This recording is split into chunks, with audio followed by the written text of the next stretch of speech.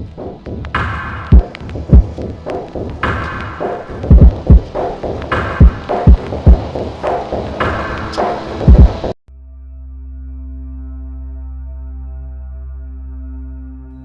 साल का सिद्धार्थ अपने उस फ्लैट में पहली बार आया जो उसे उसकी कंपनी ने सुविधा के रूप में दिया था। वास्तव में सिद्धार्थ की नई नई नौकरी लगी थी। वो हरियाणा में अपना परिवार छोड़कर शिमला में आ गया था। साल भर से नौकरी की तलाश में भटक रहे सिद्धार्थ को अच्छी नौकरी मिलते ही उसका उदास जीवन खुशियों से खेलने लगा था। कंपनी ने सुविधा के रूप में उसे जो फ्लैट दिया था, उस फ्लैट में प्रवेश करते ही सिद्धार्थ के मुंह से सीधा ही निकल पड़ा, wow, the most beautiful flat. वो भीतरी दरों दीवार और फ्लैट में मौजूद हर एक सामान को देखने के बाद बहुत ज्यादा खुश था। उसके चेहरे पर नौकरी मिल जाने की सुनहरी चमक तो पहले से ही थी, मगर अब कंपनी की ओर से रहने की सुख सुविधा देखने के बाद उसका चेहरा खुशी से खिल गया था।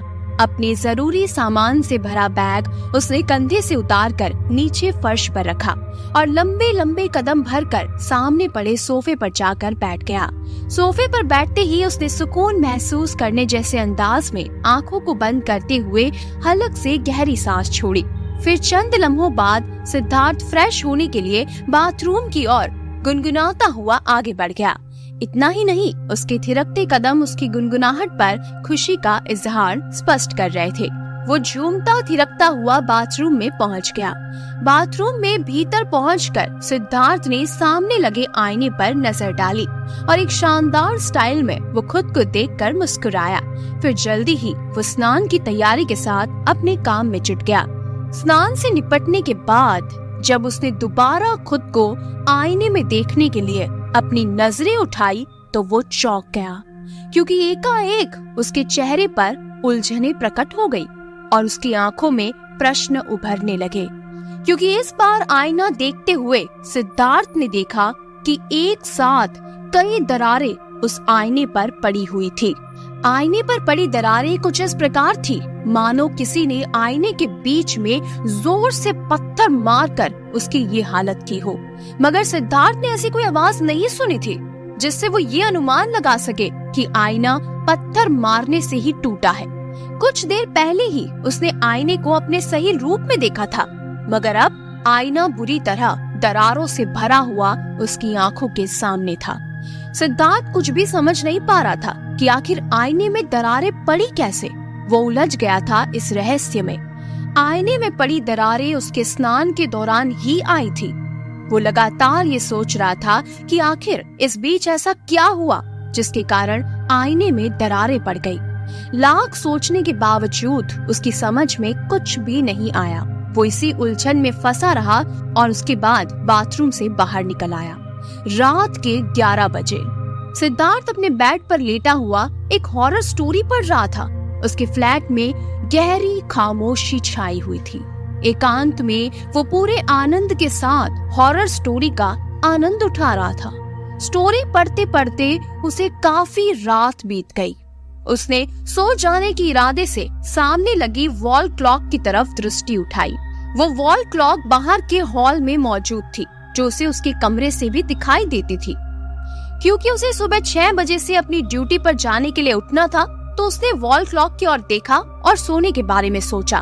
लेकिन जैसे ही सिद्धार्थ ने उस वॉल क्लॉक की तरफ देखा, उसी समय दीवार पर लगी वो घड़ी अपनी मजबूती को छोड़ते हुए नीचे फर्श पर छन्न की आवाज से गिर गई और घड़ी का शीशा टूट गया।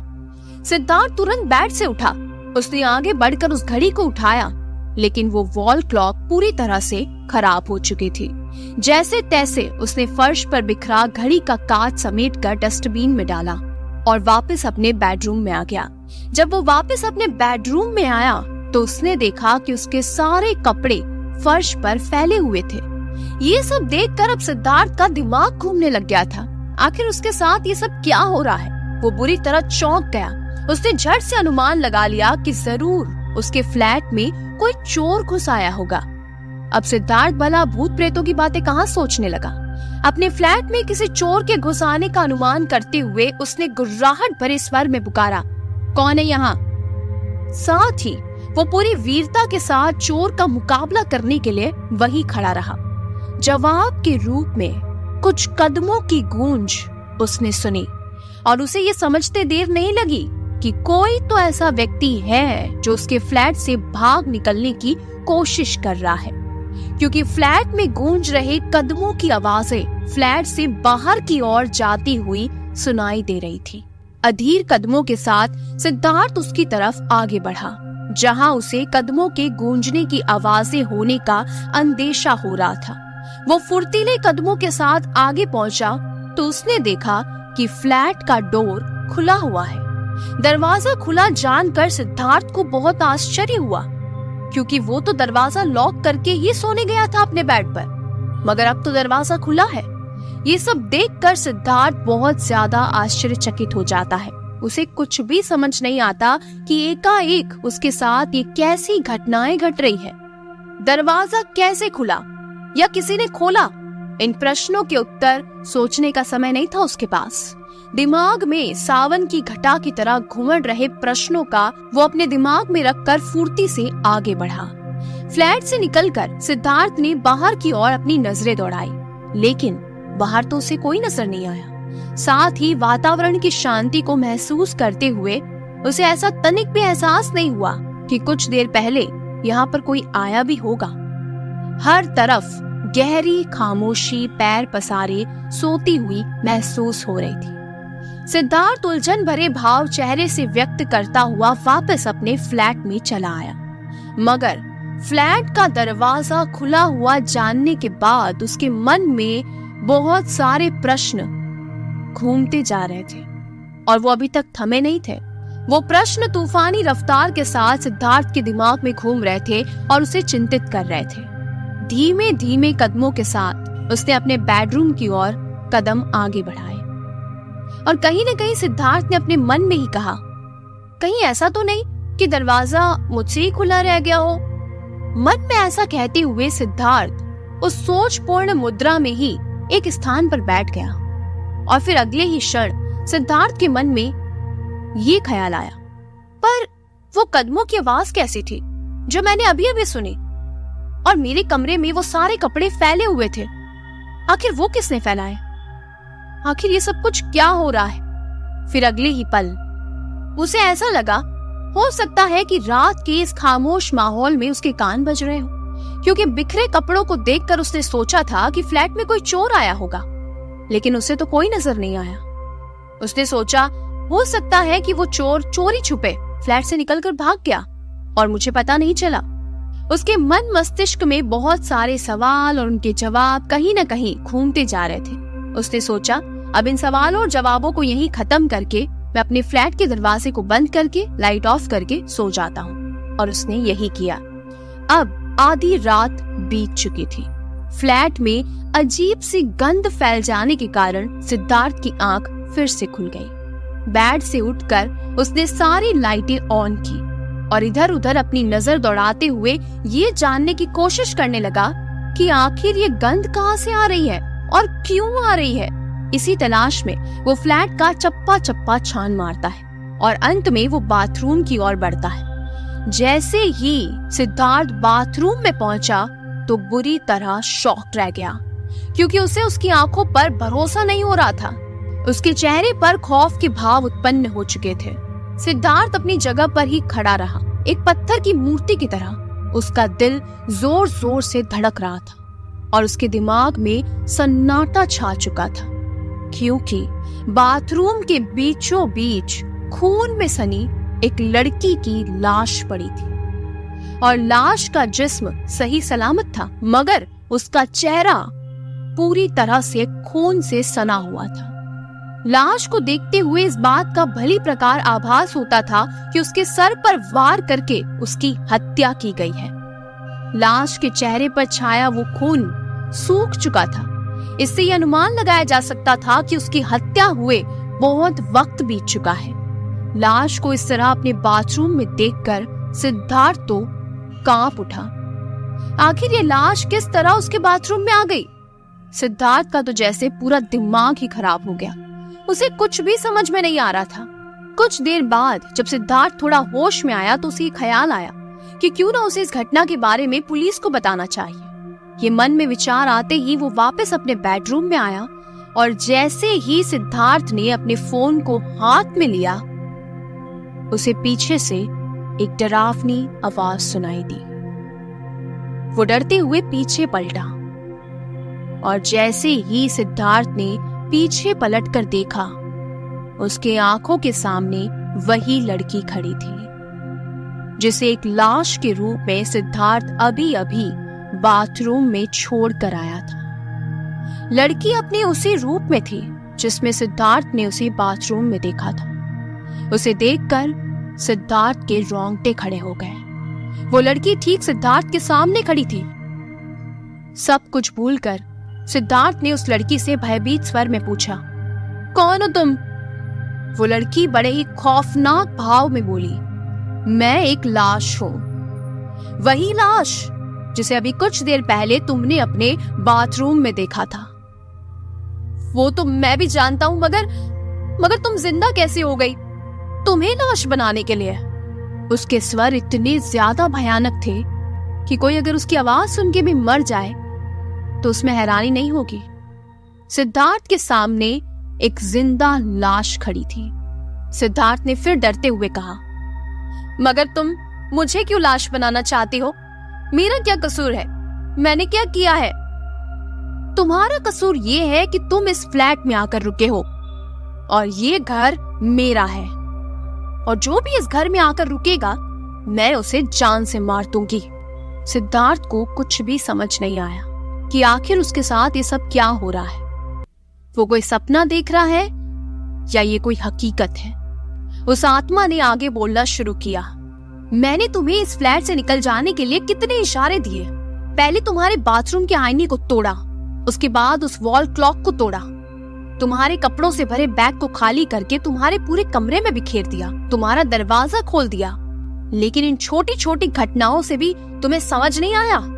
कोई बात नहीं, तुम बहुत बहादुर हो ना, तो अब तुम्हें मौत को गले लगाना होगा। अब मैं तुम्हें किसी भी कीमत पर जिंदा नहीं छोड़ूंगी, क्योंकि तुम मेरे घर में आकर रुके हो। और इतना कहते ही अगले ही पल उस आत्मा ने सिद्धार्थ को अपना शिकार बना दिया। उस दिन के बाद से सिद्धार्थ का कुछ पता नहीं लगा कि आखिर वो कहाँ गया। उसे ढूंढने की बहुत कोशिशें की गई। पुलिस ने, उसके घर वालों ने, सब ने सिद्धार्थ का पता लगाने की कोशिश की, पर उसका कुछ पता नहीं चला। इस हादसे के 3 महीने बाद एक मोहन नाम का लड़का उस फ्लैट में रहने के लिए आता है। तो कैसी लगी आपको ये कहानी? अगर आपको कहानी पसंद आई है तो वीडियो को लाइक और चैनल को सब्सक्राइब जरूर कीजिएगा। मेरा चैनल नया है तो मुझे आपके सपोर्ट की बहुत ज्यादा जरूरत है। अगर आपको मेरा वीडियो पसंद आता है तो मेरे चैनल को जरूर सब्सक्राइब कीजिए। चलिए अब सुनते हैं हमारी अगली भूतिया कहानी। मेरा नाम प्रकाश है और मैं हरियाणा का रहने वाला हूँ। मेरे दोस्त ऋषभ से मेरी दोस्ती तब हुई थी जब हम 12वीं कक्षा में आए थे। मेरे दोस्त ऋषभ के पिता एक मनमौजी इंसान है। ऋषभ के पिता भूत, प्रेत, चुड़ैल, पिशाच जैसी आसुरी शक्तियों में बिल्कुल भी नहीं मानते। लेकिन 2 साल पहले एक पिशाच ने उनकी ऐसी हालत कर दी कि वो ना तो कुछ खा पाते थे और ना ही सो पाते थे। उनके साथ क्या हुआ, चलिए मैं आपको बताता हूँ। ये एक सच्ची घटना है जो ऋषभ के पिता के साथ घटी थी। ऋषभ के पिता बिजली विभाग में कर्मचारी थे और वो हमेशा भूतिया जगहों को चुन चुन कर वहाँ घूमने जाते और पारलौकिक शक्तियों को ललकारते। ऋषभ के पिता तांत्रिकों और अघोरियों का भी मजाक उड़ाया करते। ये सारी मस्ती उस दिन निकल गई जब उनका पाला एक खूनी और सनकी पिशाच से पड़ा। हुआ ऐसा कि दिवाली के अगले दिन पड़ने वाली काली चौदस के दिन ऋषभ के पिता नौकरी पर जा रहे थे। उन्होंने देखा कि चौराहे पर किसी ने पानी से गोल घेरा बनाकर उसमें नींबू, पेड़े और लाल कपड़ा रखा हुआ है। ऋषभ के पिता ने वो सारा सामान उठा लिया और ऑफिस में जाकर वो सारी सामग्री टेबल पर रख दी। उन्होंने चपरासी से नाश्ता मंगाया और उसे वो नींबू दिया और कहा, जाओ इसका नींबू पानी बनाकर ले आओ। और वो पेड़े भी वो खुद खा गए और उस नींबू का नींबू पानी बनाकर पी गए और लाल कपड़े से अपना मुंह साफ करके उसे डस्टबिन में फेंक दिया। ऋषभ के पिता को ये समझ नहीं थी कि वो अब किस मुसीबत में फंस चुके थे। दरअसल वो चौक पे पड़ा उतारा एक पिशाच का उतारा था।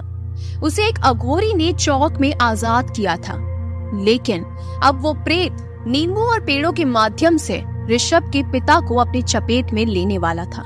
जैसे जैसे दिन चढ़ने लगा, ऋषभ के पिता का सिर भारी होने लगा और दोपहर के 12 बजते ही उनकी हालत इतनी ज्यादा खराब हो गई कि वो वही जमीन पर बेहोश हो गए। सारे ऑफिस कर्मी ये देखकर हैरान हो गए। ऋषभ के पिता को तुरंत अस्पताल ले जाना पड़ा।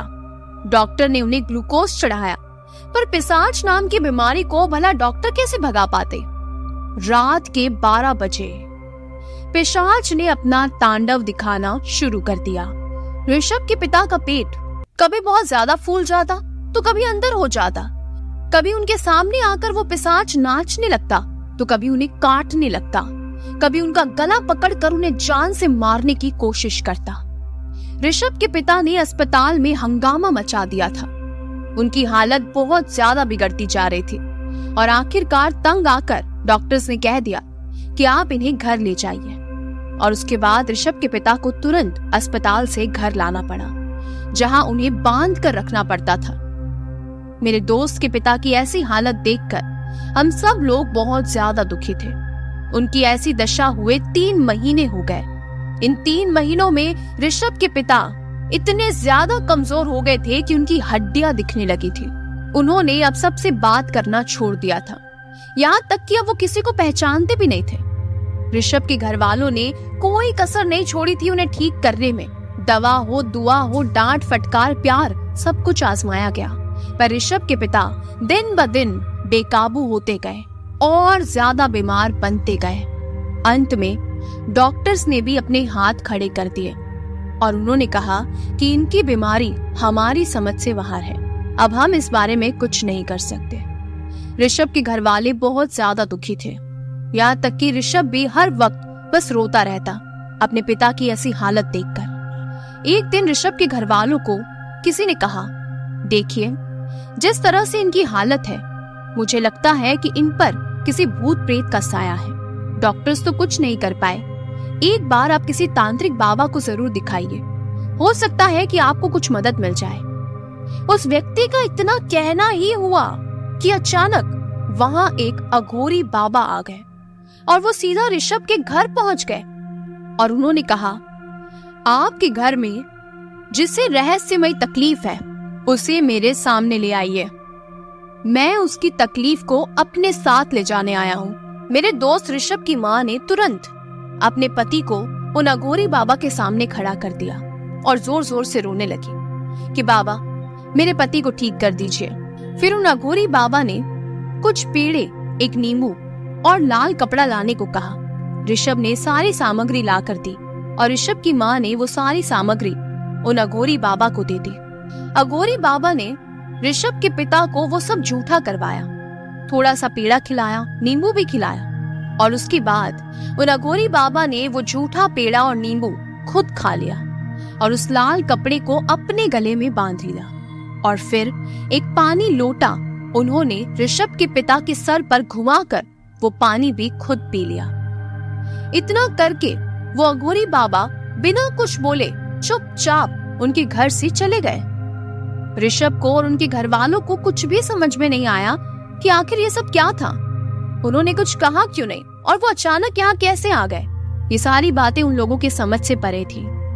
तभी अचानक अघोरी बाबा के जाने के ठीक 3 दिन बाद ऋषभ के पिता पहले जैसे थे वैसे के वैसे बन गए, बिल्कुल नॉर्मल, जैसे उन्हें कभी कुछ हुआ ही नहीं था। और सबसे अजीब बात तो ये थी कि ऋषभ के पिता को ये याद तक नहीं है कि उनके साथ क्या हुआ था। उन्हें कुछ भी याद नहीं है कि इन 3 महीनों में उनके साथ क्या हुआ और उनकी हालत क्या हो चुकी थी। ऋषभ के पिता को उनके घर वालों ने काफी बताने की कोशिश की कि उनके साथ क्या क्या हुआ, लेकिन वो इन बातों को नहीं माने। और आज भी ऋषभ के पिता भूत, प्रेत, चुड़ैल और पिशाचों में नहीं मानते और अपनी मन मर्जी से उन पारलौकिक शक्तियों को ललकारते रहते हैं और जैसे वो पहले किया करते थे अभी भी वैसा ही करते हैं। उनके घर वाले उन्हें बहुत समझाने की कोशिश करते हैं पर वो किसी की एक भी नहीं सुनते। वैसे ऋषभ के पिता तो इन सब चीजों में नहीं मानते, लेकिन क्या आप मानते हैं? मुझे कमेंट करके जरूर बताइएगा। वैसे आपको ये कहानी कैसी लगी ये भी कमेंट करके बताइएगा। अगर आपको मेरा वीडियो पसंद आता है तो मेरे चैनल को जरूर सब्सक्राइब कीजिए। चलिए अब सुनते हैं हमारी अगली भूतिया कहानी। ये कहानी काले जादू से संबंधित है और सच्ची घटना पर आधारित है। ये किस्सा है एक लड़की गौरव का, जिससे मेरी हमेशा से अनबन रही है और मैं उसे देखना भी पसंद नहीं करता था। वो लड़का बदमाश किस्म का था। उसका काम ही था लड़ाई करना, दूसरों के लिए मुसीबत खड़ी करना, मारपीट करना, दादागिरी करना, दूसरे लड़कों को धमकाना, ये जैसे उसकी शान थी। एक बार वो किसी के बुलाने पर किसी गैंग के लड़के की मरम्मत करने उसे पीटने के लिए गया, लेकिन इस बार उन लड़कों ने ही गौरव को मार मार कर अधमरा कर दिया और वहां से भाग गए। गौरव के मुंह से अब खून निकल रहा था, उसके सिर से खून बह रहा था। वो ऐसी जगह पर घायल पड़ा था जहां हाईवे का जंगल पड़ता था। इक्का दुक्का गाड़ियां ही वहां से निकलती थी और बाकी वो बिल्कुल सुनसान ही रहता था। लेकिन किस्मत से वहां एक भेड़ बकरियां चराने वाला चरवाहा पहुंच जाता है। उसने उसे वहां करहारते हुए सुन लिया। वो तुरंत उसकी सहायता करने के लिए वहां गया और उसे अस्पताल पहुंचाया। गौरव का खून बहुत ज्यादा बह गया था। बदकिस्मती से उसका ब्लड ग्रुप O पॉजिटिव था और उस ब्लड ग्रुप का खून डॉक्टरों के पास उस वक्त उपलब्ध नहीं था। जैसे तैसे डॉक्टरों ने उसकी स्थिति को स्थायी रखने की बहुत कोशिशें की, लेकिन काफी प्रयासों के बाद गौरव मरने से तो बच गया, पर कोमा में चला गया। उसके घर वालों का रो रो कर बुरा हाल हो गया। उसके घर में एक छोटी बहन और उसके पिता थे। कुछ दिनों बाद गौरव की मौत हो गई। उसे मारने वाले का कुछ पता नहीं था, इसीलिए अज्ञात व्यक्ति के नाम पर पुलिस में रिपोर्ट करने पर भी उसका कोई परिणाम सामने नहीं आया। लेकिन उसके पिता ने भी उस व्यक्ति का पता लगाने की ठान ली थी जिसने उसके बेटे को मौत के घाट उतारा था।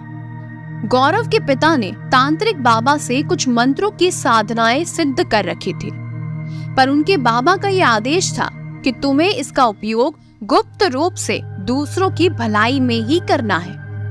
गौरव के पिता इन तंत्र विद्या और काला जादू को जानते थे।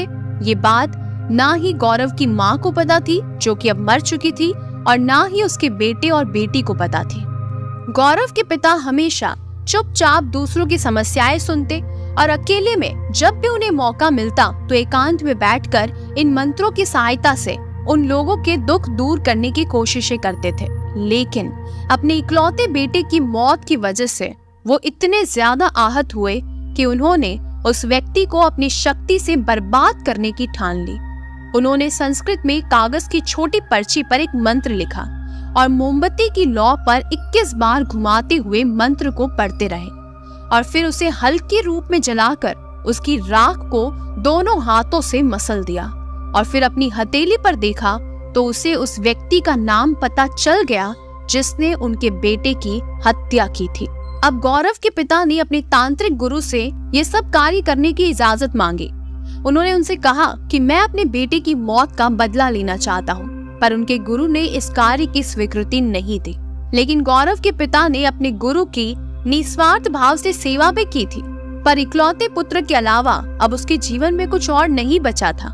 गौरव के पिता ने अपने गुरु से कहा, मैंने आपकी इतने साल सेवा की है और मैंने बदले में आपसे कुछ नहीं मांगा है, बस यही मेरी एक इच्छा है कि मैं अपने बेटे की मौत का बदला लेना चाहता हूँ। गौरव के पिता के गुरु ने फिर भी यही कहा कि देखो, ये शक्तियाँ मैंने तुम्हें मानव कल्याण के लिए सिखाई है, दुरुपयोग करने के लिए नहीं।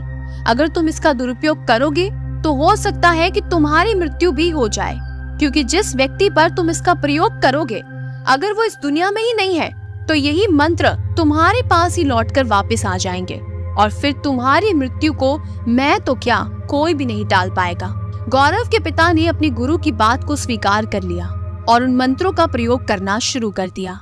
ऐसा करते ही गौरव का खूनी, जिसका नाम संकेत था, उसके मुंह से खून निकलने लगा। वो अजीब अजीब हरकतें करने लगा। जब उसके घर वाले उसे अस्पताल ले गए तो बड़ी मुश्किल से उसकी स्थिति पर डॉक्टरों ने काबू पाया, लेकिन ये तो केवल शुरुआत थी। इस मंत्र को 7 दिनों तक करना था। जैसे जैसे मंत्र के दिन बढ़ते जा रहे थे, संकेत का मुंह काला पड़ता जा रहा था। उसकी मानसिक स्थिति बिगड़ती जा रही थी। वो पूरी तरह से पागल हो गया था। कभी वो दूसरों को मारने के लिए दौड़ता, तो कभी वो दीवार से अपना सिर पटकता। और आखिर में मंत्र का 7वां दिन भी समाप्त होने को आया। तब करीब शाम के समय, जब इसी तरह संकेत पागलों जैसी हरकतें कर रहा था और वो अपनी माँ की तरफ आगे बढ़ा, तभी वो अचानक से अपने आप ही जमीन से 3 इंच ऊपर उठा और दाएं से बाएं तरफ 3 बार गोल घूमकर उसकी गर्दन झटके से बाईं तरफ मुड़ गई। ऐसा लगा जैसे उसकी गर्दन को किसी ने मोड़ दिया हो। ये बात सुनकर लोगों का ऐसा मानना था कि किसी ने उस पर काला जादू किया था, जिसकी वजह से उसकी ये हालत हो गई थी। और उसके बाद संकेत की मौत हो जाती है। संकेत के साथियों को भी ये बात पता थी कि उन सब ने मिलकर गौरव को मारा था, लेकिन गौरव के पिता को सिर्फ एक ही लड़के के बारे में पता चल पाया था, और वो था संकेत। और संकेत को मारकर उन्होंने अपने बेटे की मौत का बदला ले लिया था। लेकिन संकेत के सभी दोस्त चुप रहे, क्योंकि उन्हें यह डर सताने लगा कि कहीं उनका नाम भी अगर सामने आ गया तो उनकी भी यही हालत ना हो जाए। संकेत की मौत के 1 महीने बाद ही रहस्यमय तरीके से गौरव के पिता की भी मौत हो जाती है। गौरव के पिता की आखिरी इच्छा सिर्फ यही थी कि वो अपने बेटे की मौत का बदला लेना चाहते थे, और उन्होंने अपने काले जादू और तंत्र मंत्र सिद्धियों से अपनी इच्छा को पूरा कर लिया। तो कैसी लगी आपको ये कहानी, मुझे कमेंट करके जरूर बताइएगा। अगर आपको कहानी पसंद आती है तो वीडियो को लाइक और चैनल को सब्सक्राइब जरूर कीजिएगा। ये कहानी है पश्चिम बंगाल के एक छोटे से गांव की। उस गांव में करीब सिर्फ 100 से 200 लोग रहते थे। गांव में किशन नाम का लड़का रहता था, जो काफी घूमता फिरता, आसपास के जंगलों में जाकर आम, बैर, जामुन ये सब लाया करता था। काफी प्यारा लड़का था, गांव में सभी को बहुत अच्छा लगता। उसकी आदत लगभग गांव के हर आदमी को पता थी। एक दिन वो हमेशा की तरह बारिश के दिनों में जामुन लेने जंगल में चला गया। बहुत सारे जामुन लेकर वो अपने घर वापस आया। वो घर में और गांव वालों को भी वो सारे जामुन देता है, लेकिन उस रात कुछ ऐसा हुआ जिसने सबको झकझोर कर रख दिया। रात की अचानक 1-1:30 बजे किशन अपने बिस्तर से उठकर जंगल की ओर जाने लगा। घर में उसकी माँ ने जब दरवाजा खुलने की आवाज सुनी तो उन्होंने सोचा कि शायद किशन वॉशरूम की तरफ गया होगा, लेकिन किशन काफी देर तक लौटा ही नहीं। जब उसकी माँ ने कुछ देर तक किशन के आने की आवाज नहीं सुनी तो वो किशन के पिता को कहती है, सुनिए ना, किशन घर के बाहर गया था शायद, पर अभी तक वापस नहीं आया है। पहले तो किशन के पिता इस बात को टाल देते हैं, लेकिन जब किशन आधे घंटे तक भी वापस घर के अंदर नहीं आता तो उन लोगों को चिंता होने लग जाती है। किशन को खोजने के लिए उसके माता पिता अपने घर से बाहर निकलते हैं। अब रात के 1-2 बजे, और वो भी इतना अंधेरा, और ऊपर से बरसात का महीना। आप खुद सोच सकते हैं कि मंजर कितना डरावना रहा होगा। दोनों ने अपने घर के आसपास किशन को खोजने की बहुत कोशिशें की, लेकिन किशन का नामो निशान नहीं मिला। उसके बाद किशन के माता पिता ने उनके आसपास रहने वाले लोगों को बुलाया और उनसे कहा कि उनका बेटा मिल नहीं रहा। फिर उन लोगों में से कुछ ने कहा कि चलिए जंगल की तरफ चलकर देख लेते हैं, क्योंकि और तो कहीं किशन का कुछ पता नहीं चल रहा, हो सकता है कि वो जंगल की तरफ गया हो। पहले तो उसके पिता नहीं माने कि इतनी रात को किशन जंगल क्यों जाएगा, लेकिन उसके बाद जब कोई चारा ना मिलने पर उन्होंने जंगल में जाने का निश्चय किया। जंगल के थोड़ा अंदर जाते ही उन्हें जो देखने को मिलता है वो देखकर सारे बहुत ज्यादा डर जाते हैं। वो लोग देखते हैं कि किशन कुछ लोगों के साथ नाच रहा है, लेकिन वो लोग ऐसे थे जिनका नीचे का भाग तो था, लेकिन उनका सर गायब था। वो लोग इतने ज्यादा डरावने थे कि उन्हें देखकर उन लोगों को समझते देर नहीं लगी कि ये कुछ भयानक आत्माएं हैं और किशन उनके साथ नाच रहा था। और यहाँ तक कि किशन का चेहरा भी इतना ज्यादा डरावना था कि किसी के भी उसे देखकर पसीने छूट जाए। और यही उन गांव वालों के साथ भी हुआ। ये सब मंजर देखकर उन लोगों के पसीने छूट जाते हैं। उन लोगों में से एक की भी हिम्मत नहीं हुई कि वो पास जाकर किशन को बुला सके। यहाँ तक कि किशन के पिता भी अपने बेटे को बुलाने के लिए वहां नहीं जा पाए। फिर वो सारे लोग निर्णय करते हैं कि हम और लोगों को बुला कर लाएंगे और मशाल के साथ आएंगे। जब हम मशाल जलाकर आएंगे तो ये भूत प्रेत उस आग से डरकर भाग जाएंगे और तब हम किशन को सुरक्षित इन लोगों के चुंगल से छुड़ा कर ला सकते हैं। तुरंत वो लोग गांव से कुछ और लोगों को बुला कर लाते हैं, लेकिन जब वो लोग वापस आकर देखते हैं तो वहां से वो सारी भयानक आत्माएं गायब हो चुकी थी और वहां पर सिर्फ किशन था जो कि वहां बेहोश पड़ा था और उसका चेहरा पूरा नीला पड़ चुका था। किशन के माता पिता उसे बेहोशी की हालत में ही उठाकर अपने गांव लाते हैं और घर में कमरे में ले जाकर उसे सुलाते हैं। सब लोग सुबह होने का इंतजार कर रहे थे। किशन को होश में लाने की बहुत कोशिशें की जाती है, लेकिन वो होश में नहीं आता। उसके बाद सुबह होते ही एक आदमी एक तांत्रिक बाबा को बुला कर लाता है। वो तांत्रिक बाबा आते हैं और किशन को ठीक करने की पूरी कोशिश करते हैं और अचानक किशन आंखें खोलता है, लेकिन किशन की आंखें पूरी तरह से लाल और भयानक हो चुकी थी। आंखें खोलते ही वो सीधा उन तांत्रिक बाबा के ऊपर हमला कर देता है, लेकिन फिर भी वो तांत्रिक बाबा अपने मंत्रोच्चारण को करना रोकते नहीं हैं। वो निरंतर कुछ जपते रहते हैं और किशन का हाथ बहुत जोर से पकड़ लेते हैं। उन्हें समझते देर नहीं लगती कि उन बुरी आत्माओं ने किशन को अपने वश में कर लिया है। उसके बाद काफी देर तक वो तांत्रिक बाबा इसी तरह किशन का हाथ पकड़कर मंत्रोच्चारण करते रहते हैं और उस दौरान किशन जोर जोर से चिल्लाता रहता है, चीखता रहता है, कभी रोता है, कभी उन बाबा पर हमला करता है। करीब 2-3 घंटे तक ये मंजर चलता रहता है। गांव वाले खौफ से कांप रहे होते हैं। किशन के माता पिता रो रहे होते हैं, लेकिन तभी अचानक 2-3 घंटे बाद किशन एकदम से शांत हो जाता है और दोबारा बेहोश हो जाता है। कुछ देर बाद किशन को फिर से होश आता है। अब किशन बिल्कुल साधारण था। उसके अंदर से वो भयानक आत्मा निकल चुकी थी। तांत्रिक बाबा ने कहा कि फिलहाल तो मैंने उस जंगल की आत्मा को आपके बेटे में से निकाल दिया है, लेकिन आप लोगों को इस बात का बहुत ध्यान रखना होगा कि ये दोबारा उस जंगल में प्रवेश ना करे, क्योंकि अगर ये दोबारा उस जंगल में गया तो इस बार किशन को बचाना बहुत ही मुश्किल होगा। इस हादसे को बीते काफी दिन हो जाते हैं। किशन को पता नहीं चलता कि आखिर उसे उसके माता पिता जंगल क्यों नहीं जाने देते। वो डर ना जाए इसीलिए गांव वालों ने और किशन के माता पिता ने उसे कुछ भी नहीं बताया। लेकिन कुछ दिनों बाद किशन अपने माता पिता से छुप के बिना किसी को बोले उस जंगल में वापस चला जाता है और दोबारा कभी लौट कर नहीं आता। तांत्रिक बाबा ने कहा था कि अगर किशन दोबारा जंगल में गया तो वो भयानक आत्माएं किशन को पूरी तरह से अपने वश में कर लेगी और फिर किशन को बचा पाना मुश्किल हो जाएगा। तो कैसी लगी आपको ये कहानी, मुझे कमेंट करके जरूर बताइएगा।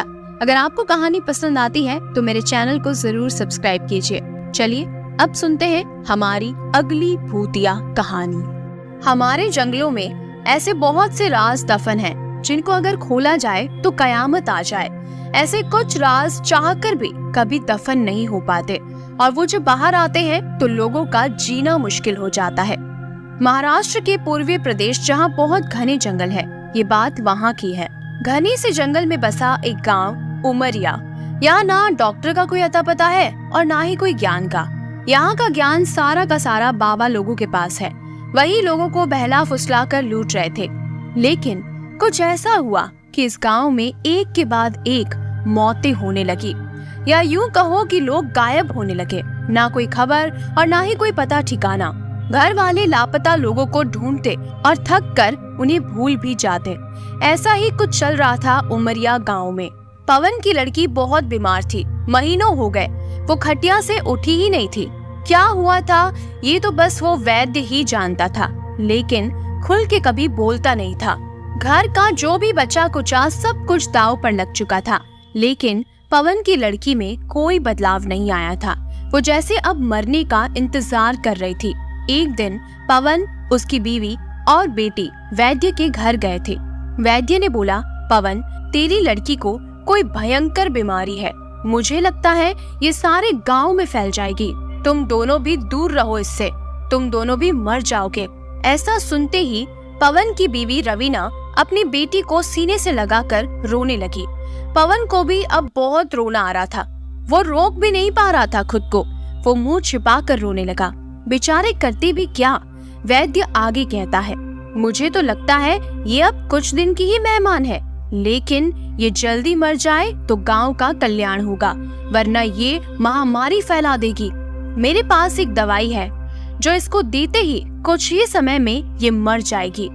तुम भी बचोगे और सारा गांव भी। कहो तो मैं दे दूं इसको। ऐसा सुनते ही पवन अपनी लड़की को गोद में उठा लेता है। अरे हैवान वैद्य, तुझे अक्ल है क्या? मैं खुद अपनी बच्ची को मार दूं क्या?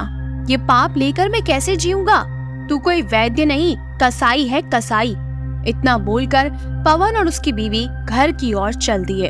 आंखों से बहते आंसू थमने का नाम ही नहीं ले रहे थे। 12 साल की बच्ची बीमारी से बिल्कुल आदी हो गई थी। ना कुछ खाती थी, ना उसका वजन बढ़ता था। पवन उसको लेकर घर की तरफ जाने लगा। बीच में घना जंगल पड़ता था। वहाँ से रास्ता निकालते हुए वो शाम होते होते अब घर पहुँचने वाले थे। सूरज अब डूब चुका था, लेकिन उनका घर नहीं आया था। अचानक पवन के कान में कोई फूंक मारकर चला गया, ऐसा लगा। वो थोड़ी देर के लिए रुका, फिर कुछ नहीं है सोचकर आगे बढ़ गया। अंधेरा हो चुका था। ऊपर आसमान की तरफ देखकर वो लोग रास्ता खोज रहे थे। तभी एक अजीब सी आवाज आई, लेकिन उसे सिर्फ पवन ही सुन सका। अपनी बच्ची को ठीक करना चाहता है? वो आवाज बहुत ही डरावनी थी, मानो कितने सारे कौवे एक साथ चिल्ला रहे हो। अगर हाँ, तो कल रात को सामने के टिले के पास आ जाना। और वो आवाज अचानक से गायब हो गई। पवन ने अपनी बीवी से पूछा, तुमने कुछ सुना? उसने ना में जवाब दिया। घर जाकर पवन उसी के बारे में सोच रहा था। क्या ये सच था या मेरा कोई वहम था? लेकिन अगर ये सच हुआ तो? यही सोच में वो डूब चुका था। सुबह हुई, लेकिन पवन को तो रात का इंतजार था। वो यहाँ वहाँ घूम रहा था। उसके मुंह से एक निवाला भी नहीं उतर रहा था। उसे अपनी लड़की की तबीयत ठीक करनी थी। वो थैला उठाकर जंगल की तरफ जाने लगा। उसे पता था कि ये जंगल श्रापित है। यहाँ नरभक्षी पिशाचिनी का ठिकाना है, लेकिन अपनी लड़की की तबीयत के सामने उसे कुछ भी दिखाई नहीं दे रहा था। उसके बीवी ने उसे रोकते हुए कहा, इतनी रात को कहाँ जा रहे हो? पवन ने कहा, मैंने सुना है उस पहाड़ी पर कोई नया बाबा आया है, बहुत पहुंचा हुआ है, उससे मिलकर आता हूँ, शायद कुछ फायदा हो जाए। और वो सीधे उस अंधेरी की तरफ चलने लगा और सामने से जंगल में कहीं गुम हो गया। वो सीधा कल वाली जगह तलाशने लगा। वो उस टीले के पास पहुंचा और उसने आवाज लगाई, मैं आ गया हूँ, मेरी लड़की को ठीक करने का कोई उपाय बताओ। मुझे पता था तू आएगा। वही भयंकर आवाज अब बहुत ही ज्यादा जोर से सुनाई दे रही थी। अब वो सामने प्रकट हो गई। वो भयंकर रूप में जमीन के ऊपर ही उड़ रही थी। सड़े मांस की गंध आने लगी थी। उसका डरावना काला रूप देखकर पवन के पसीने छूटने लगे। उसके हाथ पांव कांपने लगे, क्योंकि वो एक पिशाचिनी थी। तू डर मत, मैं तेरी लड़की को ठीक कर दूंगी, लेकिन मेरा एक काम है, वो तुझे करना होगा। बोलो, मंजूर है? तो मैं आगे बोलूंगी। पिशाचिनी की ये बात सुनकर पवन बोल पड़ा, अगर मेरी बच्ची ठीक हो जाए तो मैं सब कुछ करने को तैयार हूँ। पिशाचिनी आगे कहती है, कल यहाँ एक बकरे की बलि देनी होगी। तू उसे मारेगा और यहाँ जमीन में गाड़ कर चला जाएगा। बस इतना ही तुझे करना है और तेरी बच्ची ठीक हो जाएगी। इतनी सी बात है, इसीलिए पवन वहाँ से भागता हुआ घर पहुँचता है और दूसरी रात को सब सो जाने के बाद घर का एक बकरा अपने कंधे पर लाद कर जंगल में चला जाता है। वहां जाकर उस बकरे की बलि देकर गड्ढे में दफन करके अपने घर चला जाता है। यहाँ घर पहुँचते ही वो देखकर चौंक जाता है। उसको अपनी आंखों पर यकीन नहीं होता। उसकी लड़की उठकर खाना खा रही होती है। वो ये देखकर खुशी से झूम उठता है। वो भी साथ में बैठकर खाना खाता है। सुबह फिर से पवन उस जंगल में जाकर उस पिशाचिनी का शुक्रिया करने का सोचता है। वहां पहुंचते ही वो पिशाचिनी एकदम से प्रकट हो जाती है। भयंकर मांस के सड़ने की गंध और कौवों का चिल्लाना। आ गया तू? मैंने अपना काम कर दिया, लेकिन अगली अमावस्या को मुझे एक और बलि चाहिए, यहीं पर, लेकिन इस बार इंसान की।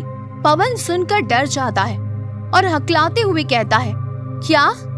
मैं इंसान को नहीं मार सकता, मुझे माफ कर दो। सुन पवन, तेरी लड़की मेरी वजह से ठीक हुई है। अगर तू मुझे बलि लाकर नहीं देता तो मैं तुझे मार दूंगी, या फिर तेरी बच्ची को। बलि तो तुझे देनी ही होगी, सोच ले। पिशाचिनी चिल्लाकर गायब हो गई। पवन घर आकर सोच में पड़ जाता है। अपनी बच्ची को चलते फिरते देखकर वो अपने सारे गम भूल जाता है। देखते ही देखते अमावस्या की रात आ जाती है।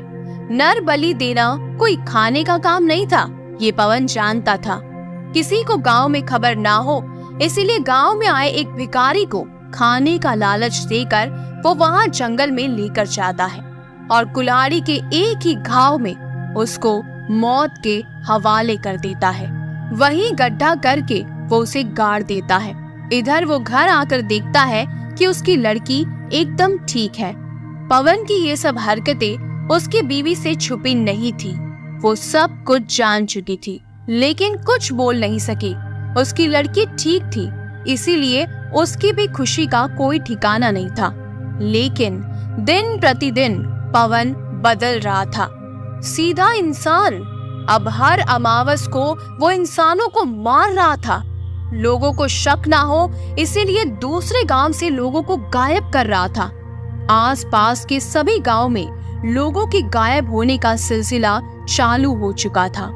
पवन ऐसे लोगों को मारता था जो समाज के लिए खतरा थे या जो लोग दूसरों को परेशान करते थे। इस वजह से लोग भी जरा शांति से थे कि दुष्ट लोग मर रहे हैं, और इधर पवन भी समाज की मदद कर रहा है, ऐसा सोचकर खुशी में जी रहा था। ऐसे करते करते महीनों और साल बीत गए। अब पवन की लड़की की शादी की उम्र हो चुकी थी। नरभक्षी पिशाचिनी को अब हमेशा से नए शिकार को खाने की आदत सी पड़ गई थी। लेकिन जैसे ही पवन की लड़की की शादी की खबर उसे पता चली, वो गुस्से से तिलमिला उठी। वो सीधा पवन के घर पहुंच गई। सब उसे देखकर घर के बाहर निकल आए। उसका भयंकर काला रूप और सड़े मांस की गंध ने सबको वहां से भगा दिया। लोग अब पवन को शक की निगाह से देखने लगे। ये कौन है, ऐसा पूछने लगे। घर पहुंचकर पिशाचिनी ने पवन से कहा, तेरी लड़की मेरी अमानत है, तू इसको किसी और को नहीं दे सकता। उसकी शादी हो गई तो उस पे मेरा वश नहीं चलेगा। मैं ऐसा नहीं होने दूंगी, उसे मार दूंगी। पिशाचिनी को पता था कि अगर शादी हो गई तो पवन उसको शिकार देना बंद कर सकता है। पवन उसके सामने रोता है और अपनी लड़की की जान की भीख मांगता है। उस पर पिशाचिनी कहती है, मुझे एक नौजवान की बलि चाहिए। ये जो तेरा जमाई है ना होने वाला, उसकी बलि चाहिए। ये अच्छा आदमी नहीं है, उससे तेरी लड़की की शादी मत कर, वो उसे मार डालेगा। मैंने भविष्य देख लिया है। पवन उसकी बातों में आ जाता है और पूजा करने के बहाने से अपने होने वाले जमाई को जंगल में ले जाकर कुल्हाड़ी से उस पर वार करके उसे मार डालता है। उसको मारते हुए उस लड़के का बाप देख लेता है। इतने में वो नरभक्षी पिशाचिनी वहां पर पहुंच जाती है। पवन, आज तक तूने सभी बुरे लोगों को मारा था, लेकिन सबसे पहली बलि वो भिखारी की थी जो बेगुनाह था, और ये तेरा जमाई भी बेगुनाह था। लड़की के प्यार में तू अंधा था और अब तू पाप करके पापी बन गया है। अब तू भी शैतान बन गया है। ऐसा बोलकर वो पिशाचिनी जोर जोर से हंसने लगी। उसकी वो भयानक हंसी पूरे जंगल में गूंजने लगी। पीछे से उस जमाई का बाप पवन पर टूट पड़ता है। ये देखकर पिशाचिनी उस जमाई के पिता के शरीर में प्रवेश कर दी है और पवन को मार डालती है। पवन को मारने के बाद वो उसके शरीर से निकल जाती है। ये सब कुछ उस जमाई का पिता समझ नहीं पाता। क्या हुआ वो ये सब सोचता रहता है। वो अब खूनी बन गया था। अपने लड़के की लाश के पास बैठकर वो जोर जोर से रोने लगता है। तभी पिशाचिनी की आवाज आती है, तू अपने लड़के को जिंदा देखना चाहता है? अगर हाँ तो पवन की लाश को गड्ढे में डालकर दफन कर दो और मुझे हर अमावस्या की रात को एक इंसान की बलि ला कर दो। अगर मंजूर है तो बोलो। उस लड़के का बाप मजबूर हो जाता है। सामने अपने लड़के को मरा देखकर वो पिशाचिनी की हाँ में हाँ भर देता है और उसके हाँ कहते ही वो लड़का जिंदा हो उठता है। और इसी तरह उस नरभक्षी पिशाचिनी का ये कहर बस चलता ही रहता है। तो कैसी लगी आपको ये कहानी? अगर कहानी पसंद आई है तो वीडियो को लाइक और चैनल को सब्सक्राइब जरूर कीजिएगा। भूतिया ढाबा। धक धक करके बुलेट चालू हो गई। रोहन काफी देर से परेशान था कि ये चालू क्यों नहीं हो रही है। पिछले हफ्ते में ही तो इसका सर्विसिंग किया था। बाइक जैसे ही चालू हो गई उसमें थोड़ी सी हिम्मत और बढ़ गई। सुनसान जंगल और रास्ता खराब, उसमें किसी का साथ ना हो, लेकिन गाड़ी की आवाज से मन में डर की जगह नहीं बनती। लगता है कि कोई साथ में है। रास्ता दोनों तरफ से जंगल और बहुत ज्यादा टर्निंग, उसकी वजह से गाड़ी चलाना मुश्किल हो रहा था। अब रोहन गाड़ी चलाकर थक चुका था। थोड़ी देर कहीं आराम करना चाहता था, लेकिन यहाँ कोई चाय की टपरी या ढाबा भी नहीं था जहाँ थोड़ा रुक कर फिर आगे का रास्ता पूरा किया जाए। ऐसा सोचते ही उसे सामने एक मोड़ पर छोटा सा ढाबा दिखा। रोहन ने सोचा क्यों ना आराम से चाय पी जाए और कुछ बिस्किट्स खाए जाए। वो सामने जाकर गाड़ी पार्क कर देता है और ढाबे के अंदर चला जाता है। ढाबा बहुत पुराना था। यहाँ वहाँ जलने की कालीख लगी हुई थी। शायद जो चूल्हा जलता है उसकी थी। टूटे से लकड़ी के टेबल थे। छोटा सा दिया जल रहा था। उसकी रोशनी में रोहन ने बैठने की जगह ढूंढ ली। लाइट नहीं थी। वैसे जंगल में कहाँ से होगी लाइट? ऐसे अपने ही मन में वो खुद से बातें कर रहा था। बोलो साहब, क्या लोगे? एक बूढ़ा आदमी रोहन के पास आकर पूछता है। चाय मिलेगी? रोहन जोर देते हुए कहता है। वो बूढ़ा चाय लाने के लिए अंदर चला गया। तभी रोहन ने साथ में लाए बिस्किट्स अपनी बैग से निकालकर टेबल पर रख दिए।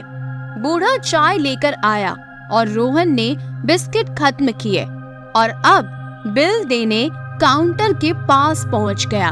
साहब, आप कहीं दूर से आए हैं ऐसा लगता है, और आगे भी जाना है क्या आपको?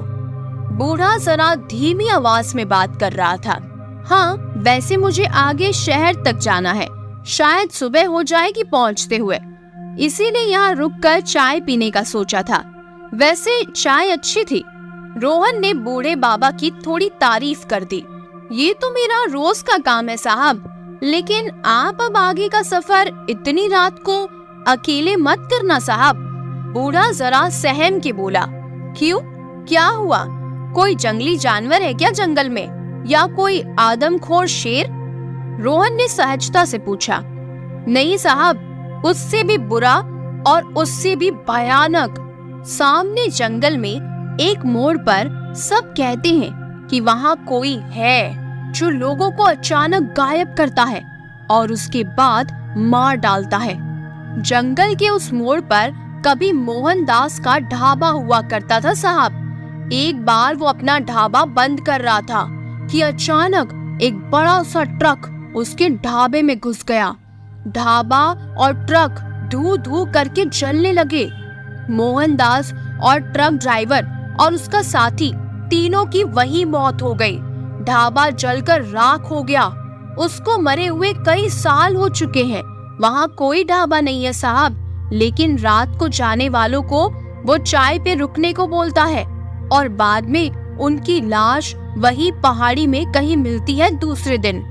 बूढ़ा कहानी बता रहा था। कुछ भी ना, आप भी। आजकल कहाँ भूत प्रेत पर यकीन करता है कोई? दुनिया चांद पर पहुँच गई है। आपको यहाँ ढाबे पे कैसे पता चलेगा? बाहर निकलो तो कुछ पता चलेगा। रोहन ने उनको थोड़ा ज्ञान दिया। नहीं साहब, आप मेरे लड़के की उम्र के हो, इसीलिए बता रहा हूँ। आप आगे मत जाओ, यहाँ मेरे ढाबे पे रहने का इंतजाम है। भले आप पैसे भी मत दो, लेकिन आप उस रास्ते अभी मत जाओ, वो बूढ़ा गिड़गिड़ाते हुए कह रहा था। रोहन मन में सोचने लगा कि ये बूढ़े की एक्स्ट्रा पैसे लेने की चाल लग रही है। वो आगे बोला, नहीं, मुझे नहीं रुकना, आप अपने पैसे ले लो और मुझे छुट्टी करो। पैसे देकर रोहन बाहर निकला। ठंडी हवा चल रही थी और बाहर घना अंधेरा था। गाड़ी पर बैठते हुए उसने ढाबे की ओर नजर डाली। वो बूढ़ा आदमी रोहन की तरफ आशा भरी नजरों से देख रहा था। एक बार रोहन के मन में भी आया कि शायद उस बूढ़े की बात में जरा भी सच्चाई हुई तो आज मेरी एक भूत से मुलाकात होने वाली थी। उसने बाइक की चाबी लगाई और चालू की और अपने रास्ते चल पड़ा। लेकिन उसके मन के एक कोने में कुछ डर सा बैठ गया था। रोहन अब घने जंगल में पहुंच गया था। रास्ता खराब था, इसीलिए गाड़ी जरा धीरे चला रहा था। उसे लगा कि सामने कोई रोड पर बैठा है। वो चौंक गया। डर ने जैसे उसको अपने कब्जे में कर लिया था। धड़कनें तेज हो चुकी थी। ठंडी हवा में भी उसे पसीना आने लगा। लेकिन ये क्या? वो सफेद कपड़े में जो बैठा था वो उसकी तरफ ही आ रहा था। रोहन ने अपनी गाड़ी स्टैंड पर लगाई और भागने की तैयारी कर रहा था कि अचानक सामने से आवाज आई, भाई साहब। अब रोहन रुक गया। उसका डर थोड़ा कम हुआ। वो सफेद कपड़े में 25-30 साल का एक लड़का था। उसके कपड़े पर खून के दाग थे और कपड़े कई जगह से फट चुके थे। वो सामने आया और बात करने लगा। मेरी बाइक का एक्सीडेंट हो गया है। अंधेरे में देख नहीं पाया और सीधा मैं गड्ढे में जाकर गिर गया। मुझे बहुत चोट आई है। क्या आप मुझे शहर तक पहुंचा सकते हैं? रोहन गाड़ी से उतरकर सामने देखने गया। उसकी बाइक नीचे गिर चुकी थी और बहुत पुरानी लग रही थी। नंबर प्लेट भी नहीं था। आग में जैसे झुलसती है वैसे लग रही थी। रोहन को उस पर तरस आ गया। सोचा कि चलो एक पार्टनर मिल जाएगा तो डर लगने की कोई बात ही नहीं होगी। रोहन ने उसे अपनी गाड़ी पर बिठाया और दोनों शहर की तरफ चल दिए। रोहन ने पूछा, क्या नाम है तुम्हारा? क्या काम करते हो? जी, मेरा नाम गौरव है। मैं मार्केटिंग का काम करता हूँ। गौरव ने एक झटके में सब बोल दिया। उसकी आवाज जरा दबी दबी सी थी, जैसे धूल मिट्टी में काम किया हो और गला बैठ सा गया हो वैसी। गौरव ने पीछे से अपने जेब में से सिगरेट निकाली और रोहन को भी देने को हाथ आगे किया।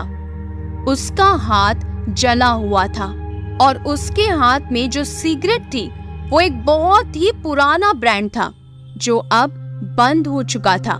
रोहन ने पूछा, ये हाथ कैसे जला तुम्हारा? और ये सिगरेट तो काफी पुरानी लग रही है और बंद भी हो चुकी है। ये तुम्हें कहाँ से मिली? गौरव ने जरा हड़बड़ाते हुए कहा, ये वो मैंने एक ढाबे वाले से ली थी। यही पीछे पड़ता है। सस्ते में दे रहा था तो मैंने खरीद ली। रोहन ने फिर से सवाल किया, ये जो तुम्हारी बाइक थी काफी पुरानी लग रही थी। सच में चल रही थी या कहीं से ऐसे ही उठाई और लेकर भाग आए हो? सही सही बताओ। गौरव अब थोड़ी हिम्मत जुटा के बोला, अरे नहीं भाई, वो मेरी ही है। थोड़ी पुरानी है लेकिन अच्छी चलती थी। अब रोहन जरा चुप हो गया और अंधेरे में से रास्ता देखकर गाड़ी चलाने लगा। उसके मन में अचानक आया कि गौरव की गाड़ी जैसे लग रही थी वो कितने सालों से वहाँ पड़ी है। वो अभी चलने वाली बाइक तो नहीं लग रही थी। उसके हाथ में सालों पुराना सिगरेट का ब्रांड का पैकेट। वो उसको कहां से मिला होगा? और वो पिछले ढाबे की बात कर रहा था, तो किस ढाबे की बात कर रहा था? कुछ सोचकर रोहन के मन में एकदम से एक भयंकर डर की तस्वीर सामने आई। कहीं उसने किसी भूत को तो नहीं बिठाया अपने पीछे? वो एकदम से ठंडा पड़ गया। धीरे से उसने पीछे मुड़कर देखना चाहा। पीछे गौरव बैठा था और उसने कहा, मुझे बाथरूम जाना है, और ये कहकर वो गाड़ी से उतर गया।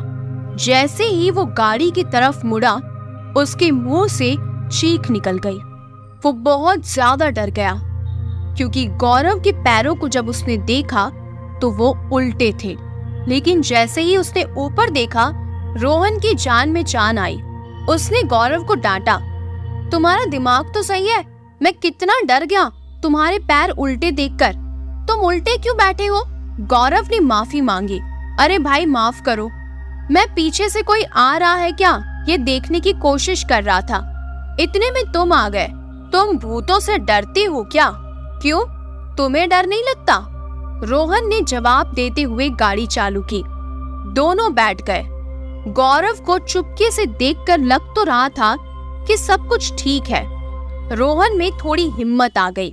अब वो धीरे धीरे गौरव से बातें करने लगा। गौरव, तुम हमेशा इस रास्ते से गुजरते हो, तुम्हारी कभी भूतों से मुलाकात नहीं हुई? वो मोहनदास ढाबे वाला भूत, उस मोड़ पे जंगल में वो एक ढाबे वाला कह रहा था कि वहाँ कोई है जो लोगों को मार डालता है। गौरव एकदम से चुप हो गया। फिर बाद में बोला, हाँ मैंने भी सुना है। आप भी वो ढाबे वाला अगर चाय पे रोकेगा तो मत रुकना, वहाँ पर मौत है भैया। और रोने लगा। रोहन ने उसको चुप कराते हुए कहा, क्या तुमने उसको देखा है कभी? तभी सर्र करके सामने से एक टेम्पो वाला पास से गुजरा और सामने जाकर रुक गया। टेम्पो से एक आदमी उतरा, लेकिन रोहन का दिमाग चलना बंद हो गया। ये वही ढाबे वाला बूढ़ा आदमी था। वो सामने से आगे जाकर जंगल में गायब हो गया। रोहन को लगा कि शायद उसके ढाबे पे नहीं रुका, इसलिए नाराज हुआ है। कुछ आधा घंटा बाइक चलाने के बाद देखा कि सामने एक मोड़ पर बहुत रोशनी दिख रही है और उस मोड़ पर लिखा हुआ बोर्ड दिखा, मोहनदास का ढाबा। लेकिन वो ढाबे को देखने के चक्कर में रोहन उस बोर्ड को सही से पढ़ नहीं पाया। वहाँ देखा तो एक बड़ा सा ढाबा था। दूर से देखा तो कुछ लोग वहाँ बैठे थे, लेकिन सन्नाटा था वहाँ बहुत। रोहन ने थोड़ा रुकना ही बेहतर समझा। साथ में गौरव था, तो अब रोहन को डर नहीं लग रहा था। रोहन ने अपनी बाइक साइड में लगाई और उतरकर पीछे देखा तो गौरव गायब था। रोहन को लगा कि शायद उसे भी बाथरूम जाना होगा और इसीलिए वो भागा होगा। तभी एक आदमी उसे पूछने आ गया, साहब चाय पियोगे? रोहन ने कहा, नहीं मैं अभी पीकर आया हूँ। तभी वो आदमी जरा गुस्से से बोला, क्यों साहब, उस ढाबे वाले ने मोहनदास ढाबे वाले के बारे में बताया क्या? वो हमेशा मेरी बदनामी करता रहता है और मेरे ग्राहक भगाता है। आप आओ साहब बैठो। रोहन को अब कुछ समझ नहीं आ रहा था, गौरव और वो ढाबे वाला सच बोल रहा था या झूठ। मोहनदास का ढाबा तो यहाँ है, फिर वो दोनों उसकी बुराई क्यों कर रहे थे? यहाँ तो सब कुछ ठीक है। रोहन को अब बहुत बड़ा झटका लगा, मानो उसकी जान ही निकल गई थी। जैसे ही वो अंदर गया, अंदर एक कोने में उसे एक सफेद कपड़े में बैठा हुआ एक लड़का दिखाई दिया। वो रो रहा था और उसके कपड़े फटे हुए थे, कुछ जगह से जले हुए थे। रोहन ने थोड़ा और गौर से देखा तो वो थोड़ा पहचाना सा लग रहा था। अरे ये तो गौरव है, ये यहाँ कहाँ से आया? वो तो बाहर था। रोहन गौरव के पास जाकर बैठ गया। गौरव पूरी तरह आग में जैसे झुलस रहा है वैसा दिखाई दे रहा था। ये सब देखकर अब रोहन को समझते देर नहीं लगी कि वो फंस चुका था। गौरव जो मिला था रास्ते में, वो भी मोहनदास के ढाबे का ही शिकार था। रोहन ने भागना चाहा, तभी वहाँ मोहनदास आ गया। साहब, चाय पीना है या नहीं? यह इरादा बदल दिया। वो अब जबरदस्ती पर उतर आया। रोहन जैसे कुछ भी नहीं हुआ ऐसे जताकर वहीं एक टेबल पर बैठ गया। उसके सामने एक और आदमी बैठा था। उसने अपना सिर उठाया। डर से रोहन के हाथ का कप उसके शर्ट पर गिर गया। वो कांपने लगा। ये देखकर मोहनदास बोला, रुको, मैं दूसरी चाय लेकर आता हूँ। सामने वो टेम्पो वाला आदमी था। वो और कोई नहीं, वो वही ढाबे वाला था जिसने रोहन को अपने ढाबे पे रात को रुकने के लिए कहा था। अब जैसे उसके पैरों से जमीन खिसक गई थी। मोहनदास के अंदर जाते ही रोहन वहां से भाग खड़ा हुआ और ढाबे के पीछे जाकर छिप गया। उसने जो कुछ भी सुना था वो सच था। वो ढाबे वाला और गौरव अब भूत बन चुके हैं। वो दोनों भी उसे बचाना चाहते थे, लेकिन अब क्या? वो तो अब फंस चुका था। क्या करे यही सोच रहा था कि मोहनदास की चिल्लाने की आवाज आई, कहाँ भाग गया? तुम्हारा वक्त हो चुका है, वो आते ही होंगे। इतने में बहुत जोर की आवाज करते हुए एक बड़ी सी ट्रक रास्ते से आ रही थी। वो ट्रक इस तरह से आ रहा था जैसे उसका कंट्रोल ही नहीं है। ट्रक तेजी से ढाबे की तरफ आया और सीधा ढाबे में घुस गया और एक जोरदार धमाका हुआ। पूरा ढाबा जलने लगा। ट्रक की जोरदार टक्कर से रोहन, जो पीछे छुपकर बैठा था, वो कहीं दूर जाकर गिर गया। कुछ समय के लिए सब शांत हो गया। ढाबा आग में झुलस गया। सुबह होने वाली थी। रोहन को होश आ रहा था। उसके बगल में कुछ लोग खड़े थे और एक एम्बुलेंस। लोगों ने रोहन को एम्बुलेंस पे रखा और वो जोर की आवाज करते हुए निकल गई। वहां मोहनदास का ढाबा नहीं था। थी तो बस वो खाली जगह जहां मोहनदास की रूह लोगों को फंसाकर उन्हें मार डालती थी। लोग आज भी यही कहते हैं कि वहां कोई है जो बहुत ही डरावना है और कातिल है, लेकिन कुछ ही लोग बच पाते हैं जो रोहन जैसे नसीब वाले होते हैं। तो कैसी लगी आपको ये कहानी? कहानी पसंद आई है तो वीडियो को लाइक और चैनल को सब्सक्राइब जरूर कीजिएगा। ऐसे ही और भी भूतिया, डरावनी, रहस्यमय कहानियों को सुनने के लिए चैनल से जुड़े रहिएगा।